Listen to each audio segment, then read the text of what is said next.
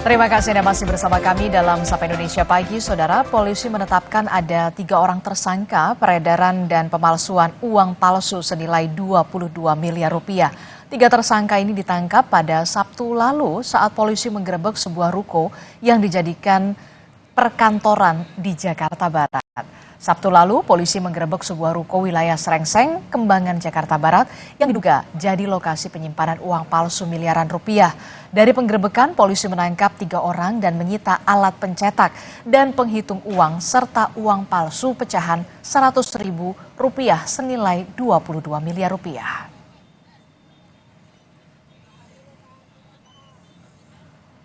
Saudara, uang palsu senilai 22 miliar rupiah ditemukan di kantor akuntan di Jakarta Barat. Meski polisi menyebut uang palsu ini belum sempat beredar, tapi apa yang perlu dicermati dari kasus ini? Kita akan membahasnya bersama dengan Kabareskrim Polri di periode 2009 hingga 2011 bersama dengan Pak Ito Sumardi. Selamat pagi, Assalamualaikum Pak Ito. Selamat pagi, Mbak. Waalaikumsalam. Pak Ito, ini kan kita fantastis sekali ya, nilainya bahkan uang palsu senilai 22 miliar rupiah. Walaupun memang di 2023 di Pandeglang, Banten pernah juga ditemukan ada 15 triliun uang palsu. Nah, karena kita melihat ini di perkantoran, kedoknya perkantoran, kemudian juga ada alat pencetak uang, perlengkapannya, bahkan ada pemotong uang begitu ya di Jakarta Barat. Apakah ini bisa dikategorikan sebagai rumah produksi uang palsu yang kemudian sindikatnya ini sudah sistematis sekali? Ya, baik. Terima kasih, Pak. Pertama adalah tentunya kita belum bisa menyampaikan apa yang terjadi itu dikaitkan dengan jaringan ya, karena saat ini sedang didalami.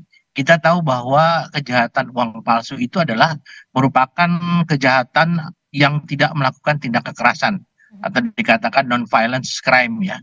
Tetapi karena tidak menimbulkan korban ya, fisik secara langsung kepada korban. Namun demikian kejahatan uang palsu ini kan tentunya akan masuk kepada merugikan masyarakat dan negara dan masuk dalam kategori professional criminal behavior ya. Dan ini harus dilakukan orang-orang yang betul-betul paham tentang bagaimana memalsukan uang. Karena ini memang resikonya sangat besar kalau misalnya produknya itu tidak sesuai atau tidak mirip dengan uang yang sebetulnya. Betul. Kemudian kalau pengalaman saya dulu, Mbak, saya pernah menangani beberapa kali masalah uang palsu. Ini tentunya kita melihat bahwa terjadinya biasanya di saat-saat memang negara dalam keadaan krisis ya. Kemudian yang kedua, pengawasan yang lemah ya, menurut saya dari otoritas yang terkait dengan masalah uang. Nah, ini sekarang yang kita tahu bahwa yang ditangkap di sana itu saat ini kan pada saat ini mereka sedang dalam proses mencetak. Nah, tentunya kita juga menunggu apakah dari hasil penyelidikan anggota dari Polda Metro dan Polres Jakarta Barat ini sudah mengarah kepada apakah uang ini sudah dipakai atau belum, kalau dipakai di mana saja. Karena memang modus operandinya itu kan mereka betul-betul berusaha menggunakan peralatan-peralatan yang bisa sempurna untuk mirip kepada uang aslinya. Oke, Yang ini kedua, Oke, ya, dari pernah yang Anda tangani, kasus yang Anda pernah tangani pada saat Anda menjabat Pak Ito 2009 hingga 2011 juga kan kita melihat tadi Anda menyebutkan ini soal uang palsu ini adalah masuk ke kategori professional criminal behavior. Tentu saja ya, perlu betul. ada orang di balik layar ini yang kemudian bisa profesional sekali, ada pencetak, ada alat pencetaknya, ada pemotongnya. Apakah ketiga orang tersangka ini ada otak lagi yang dibalik dari uang palsu ini, keterlibatan pihak-pihak lain? Ya, sementara ini mungkin saya tidak bisa menyimpulkan karena kan saat ini sedang didalami oleh teman-teman di Polda Metro Jaya maupun di Polres Jakarta Barat, Pak ya. Tetapi kalau melihat daripada modus operandinya, di sini mereka pelakunya ini memang sementara ini masih disimpulkan adalah mereka pelakunya yang mencetak ya. Kemudian kan itu ada 3 orang dan juga satu ada berasal dari Surabaya, ada yang buruh lepas ya, ada yang karyawan swasta. Ini tentunya akan didalami bahwa latar belakang profesi mereka. Apakah mereka ini memang memiliki keahlian untuk bagaimana menggunakan peralatan-peralatan ya yang bisa digunakan untuk mencetak uang palsu. Yang kedua akan didalami pasti jaringannya. karena tidak mungkin mereka mencetak demikian saja, Mhm. kemudian mereka mengedarkan juga. Karena dalam kasus pemalsuan uang ini biasanya juga ada modus modus lain yaitu peredaran. Mhm. Peredaran mereka menggunakan orang-orang mungkin apakah dengan dibayar di tempat-tempat toko-toko, ataukah tempat parkir, ataukah mungkin tempat-tempat hiburan ya yang pada saat di saat orang itu tidak terlalu memperhatikan apakah uang ini adalah uang asli atau tidak. Mhm. Nah, ini biasanya ketahuannya itu tidak serta-merta, Mbak ya. Kadang-kadang tiba-tiba orang curiga. Karena kan dulu kan BNI telah menggunakan satu himbauan, kan dilihat, kemudian diraba, dan lain Oke. sebagainya. Nah, ini tentunya sekarang kan masyarakat ini kan Oke. apakah mereka masih ingat kepada himbauan dari BNI ini apa tidak? Dan tentunya kita juga perlu nanti akan mendalami ya Oke, Pak penyebabnya. Ito, kalau kita lihat ini kan ada visual di mana barang bukti kasus uang palsu yang ditemukan di wilayah Jakarta Barat di sebuah kantor akuntan publik. Ada mesin penghitung uang, ada mesin pemotong uang, ada mesin cetaknya, ada tintanya. Tentu bisa ditelusuri dong, dari mana diperoleh mesin-mesin ini dan aksesnya didapat dari mana begitu? Ya, pengalaman saya Mbak itu ada tergantung kualitasnya ya. Ada yang orang membuat dengan kualitas yang sangat sederhana menggunakan mesin fotokopi biasa. Kemudian juga ada juga yang mungkin menggunakan mesin yang memang mencetak dengan sempurna ya. Kan ada berbagai jenis mesin yang memang digunakan oleh seseorang kualitasnya berbeda-beda. Mhm. Jadi nanti ini pasti akan menjadi pendalaman daripada teman-teman di Polda Metro maupun di Polres Jakarta Barat Mhm. untuk mendalami sampai sejauh mana peralatan ini digunakan, dari mana dibelinya, Mhm. dan tentunya kita juga harus memberitahukan kepada masyarakat bahwa mereka juga perlu harus waspada ya, waspada terhadap eh, penjualan atau pembelian mesin-mesin tersebut. Mhm. Tapi memang sulit ya Mbak ya, karena apa? Mesin ini kan dijual bebas tuh ya. Oke. Eh, Silakan Mbak.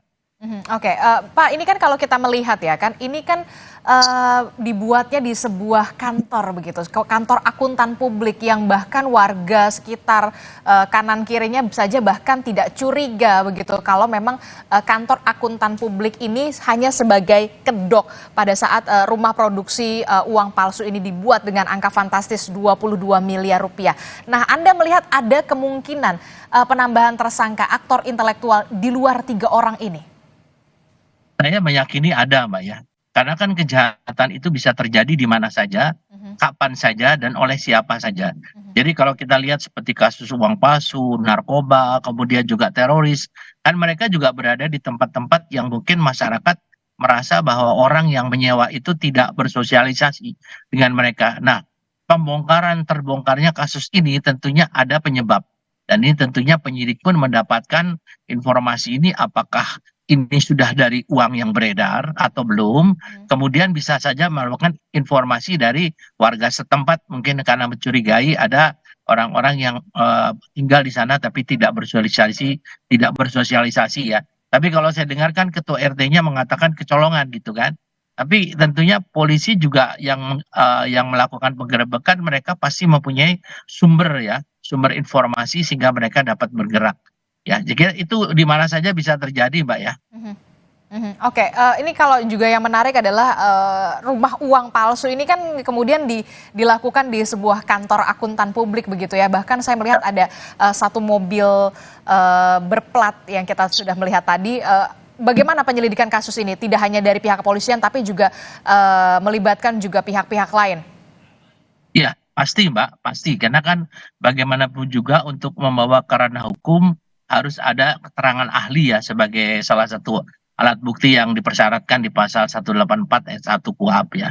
Kemudian di sini kalau dikatakan di kantor akuntan publik, tadi saya katakan di mana saja bisa terjadi, Mhm. dan umumnya pelaku kejahatan ini menyamarkan ya, menyamarkan situasi atau lokasi sehingga masyarakat tidak curiga. Mhm. Tetapi ini tentunya sumber informasi yang diperoleh dari teman-teman di Polres Jakarta Barat ini saya kira yang saat ini menjadi bahan untuk penyidik untuk melakukan pendalaman terhadap kasus ini ya Mbak. Saya kira itu satu hal yang patut kita apresiasi. Mhm. Tapi bukan bukan ini saja Mbak ya. Saya kira mungkin masyarakat juga perlu menyadari dengan uang sejumlah sebesar itu, Mhm. apakah sudah ada yang lolos atau tidak? Betul. Nah, tentunya masyarakat juga perlu untuk apabila menerima uang, kecuali dari bank ya, dari bank. Kalau dari tempat-tempat yang mereka istilahnya ada transaksi, ya transaksi itu tentunya Mencurigakan. perlu diwaspadai ya. Mhm. Saya kira ya kalau memang terjadi pun, kalau tidak tahu kan juga ya itu sudah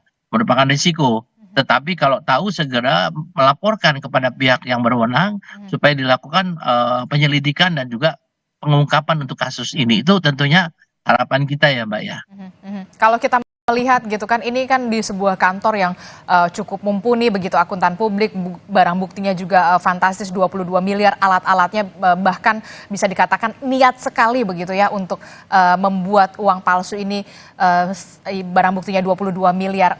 Apakah Anda melihat ini memang rumah produksi yang memang sudah lama berlangsung untuk produksi uang palsu ini secara sistematis? Ya, saya meyakini ini suatu persiapan yang matang ya, Mbak ya. Mhm. Pertama lokasinya, kemudian peralatannya, Mhm. kemudian pembuatannya, Mhm. dan mungkin saat ini sudah beredar. Mhm. Atau mungkin juga mereka sedang mempersiapkan untuk mengedarkan. Mhm. Kan itu betul-betul niat ya, Mbak ya. Karena ada beberapa kasus yang pernah saya tangani, mereka menyelipkan uang misalnya membayar dalam jumlah 100 juta. Itu mereka menyelipkan mungkin beberapa di dalam apakah 1 juta atau 2 juta di dalam uang yang asli. Nah, ini perlu diwaspadai juga kalau kita menerima gepokan uang. Mhm. Yang kedua, biasanya mereka juga ada yang namanya barter ya, Mbak ya. Misalnya dari satu Oh iya, miliar, iya Mas, halo Mas. 1 miliar, kemudian dia akan menukar dengan Hybrid, uang asli 500 iya. juta misalnya. Nah, saya Enggak kira itu pakai yang elektronik Mas, biasa kabelnya dilakukan hilang. salah satu di ini, Pak. Mhm. Oke, oke, baik. Ini juga yang kemudian harus diwaspadai. Nah, bagi warga kita yang kaum awam begitu ya, Enggak, kabel headset. Kalau bagaimana mau pakai kemudian Bluetooth, bisa melaporkan kemana, ke polisi kah, atau bagaimana jika memang menemukan ada transaksi yang mencurigakan begitu soal uang palsu ini?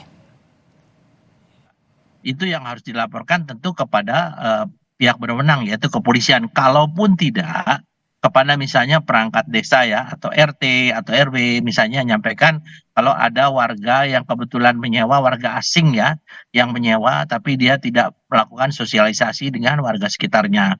Nah, tentunya meskipun itu dalam bentuk kantor, kita juga mesti apa namanya waspadai kalau ada kantor yang digunakan. Misalnya di sana ada aktivitas yang sampai malam, Mhm. kemudian ada orang-orang yang tidak dikenal keluar masuk, ya tentunya ini juga menjadi satu kewajiban daripada ketua RT untuk mengecek ada kegiatan apa di sana. Mhm. Ya saya kira mungkin kesadaran ini yang perlu ditanamkan kepada masyarakat. Mhm. Selain peduli terhadap lingkungan, juga mereka juga diharapkan peduli terhadap kemungkinan-kemungkinan ada peredaran uang palsu. Ini banyak sekali Mbak ditemukan dan saya yakin ini hanya satu tempat ya. Mungkin ada tempat-tempat lain yang belum ketahuan. Oke. Oleh orang karena itu ini sebagai satu peringatan ya bahwa kemungkinan itu terjadi juga di tempat lain. Mhm. Kan ada yang dari orang Surabaya kalau nggak salah itu harus ditelusuri, di-profiling, apakah kerjanya dia di Surabaya itu apa, mungkin saja mereka juga yang 3 orang ini pernah terlibat dalam kejahatan, pemalsuan uang ya, sehingga kan biasanya begitu, Mbak, residivis ini makin lama dia Mhm. makin profesional untuk membuat uang palsu. Nah, Mhm. ini pasti polisi akan mendalami juga latar belakang daripada para pelaku ini ya, Mhm. sebelumnya, demikian, Mbak. Oke, ini yang kemudian benar-benar harus diselidiki soal profiling juga dari para pelaku yang memang sudah ditangkap begitu. Bahkan juga sempat berusaha untuk kabur, Pak. Kalau tadi saya melihat pernyataan dari beberapa orang saksi sebelum ditangkap begitu ya dari polisi. Nah, ini kalau misalkan terakhir, Pak, momen-momen seperti apa biasanya peredaran uang palsu ini marak? Misalkan begitu ya, ketika mau hari raya atau ketika mau pesta demokrasi begitu, hajatan besar negara begitu. Anda melihat ada nggak momen-momen yang biasanya nih uang palsu ini beredar begitu luas atau begitu cepat, yang Ya kemudian pasti, Mbak. dimanfaatkan oleh Ya. para tersangka ini? Ya pasti Mbak, yang paling dekat ya, atau paling apa istilahnya memungkinkan, menurut pengalaman saya biasanya dilakukan pada saat awal gajian ya, di mana orang belanja. Kemudian orang belanja di saat ada misalnya hari-hari besar, kemudian pada saat orang menukar uang ya, ataupun misalnya mereka ada transaksi-transaksi yang memang saat itu sedang ramai.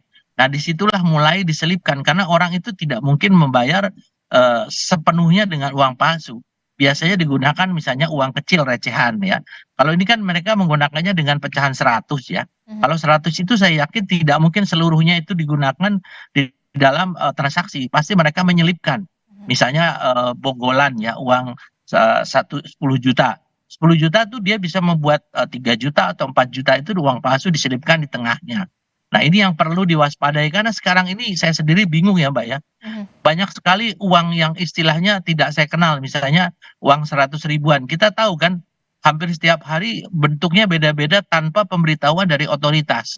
Nah, ini sangat membahayakan. Jadi mungkin dia membuat dengan model yang baru, yang masyarakat, oh ini uang baru, cetakan baru dari Bank Indonesia, misalnya, tanpa ada pemberitahuan. Nah, ini juga harus diperhatikan.